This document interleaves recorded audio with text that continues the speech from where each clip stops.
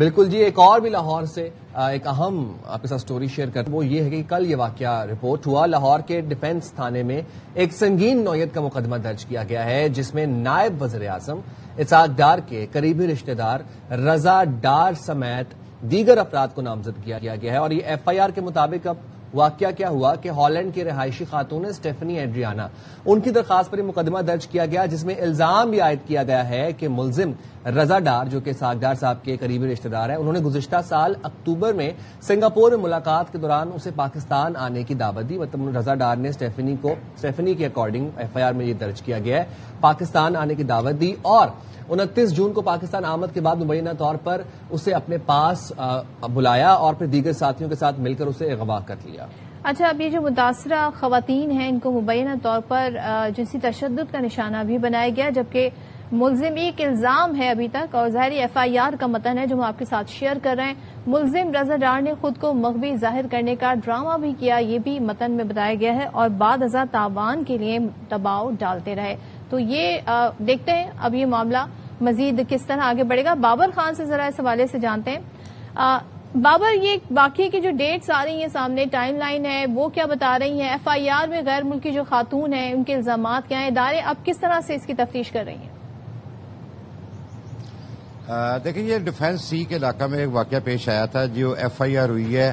F I R کے مطابق جو غیر ملکی خواتین ہیں وہ پاکستان 29 جون کو آئیں، جس کے بعد وہ لاپتہ ہو گئیں، اور کل ان کا مقدمہ تھانہ ڈیفنس میں اجتماعی زیادتی کا 276 اور 261 کا پرچہ درج ہوا، جس کے بعد جو وزیر اعلیٰ پنجاب نے اس کا فوری طور پر نوٹس لیا تھا اور آپریشن پولیس کو حکم دیا تھا کہ 2 گھنٹے کے اندر خواتین کو بازیاب کرایا جائے۔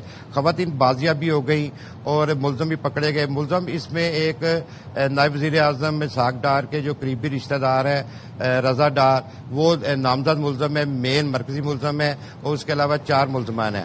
اب تفتیش میں بات یہ سامنے آئی ہے کہ یہ کرپٹو کرنسی کا معاملہ تھا۔ 2025 میں جو غیر ملکی جو خواتین ہیں ان کے ساتھ یہ ملا رضا ڈار کے ساتھ ملاقات ہوئی، اور پاکستانی کو تقریباً 41 کروڑ کا معاملہ تھا، اور اب ان کو بہانے سے وہ دے نہیں رہی تھی رقم، ان کو بہانے سے ویزا لگوایا اور یہ کہا کہ ہمارے پاس پاکستان میں اربوں روپے کی ایک اور انویسٹمنٹ ہے، آپ پاکستان آئیں تو ان سے بات کی جاتی ہے۔ ان کو پاکستان بلایا، پاکستان بلانے کے بعد اسلام آباد لے گئے، اسلام آباد میں سے گھومنے پھرنے کے بعد یہ یہاں لاہور میں ایک کرائے پہ گھر لیا اور اپنے اغوا کا ڈرامہ رچایا، اور تفتیش اب کی جا رہی ہے۔ بیان جو ہے خواتین ان کا بھی میڈیکل بھی کروا لیا گیا، ان کا بیان بھی 164 کا ریکارڈ کروا لیا گیا، اور آج جو ملزمان ہیں 4 ان کو ریمانڈ کے لیے عدالت میں پیش بھی کیا جائے گا۔ بابر، یہ بتائیے گا کہ اب تک کل سے لے کر اب تک پولیس کا کوئی ورژن سامنے آیا ہے؟ تفتیشی اداروں نے اس کیس پر کوئی بیان جاری کیا ہے؟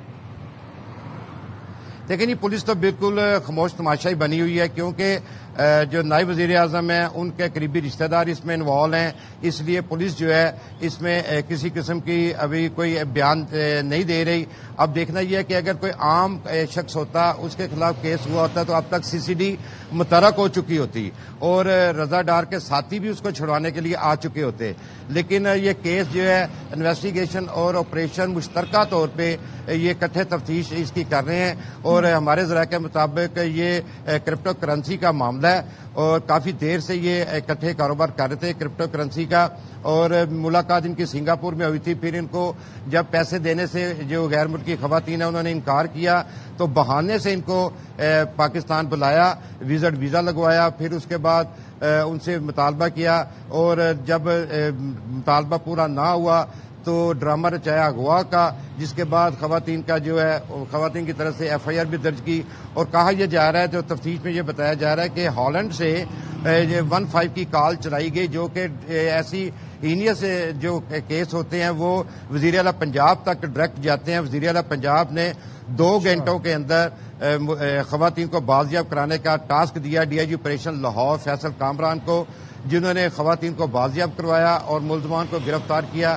اب آپریشن اور انویسٹیگیشن ونگ دونوں مشترکہ طور پر اس کی تفتیش کر رہے ہیں، اور آج ان کے جسمانی ریمانڈ کے لیے عدالت میں پیش بھی کیا جائے گا۔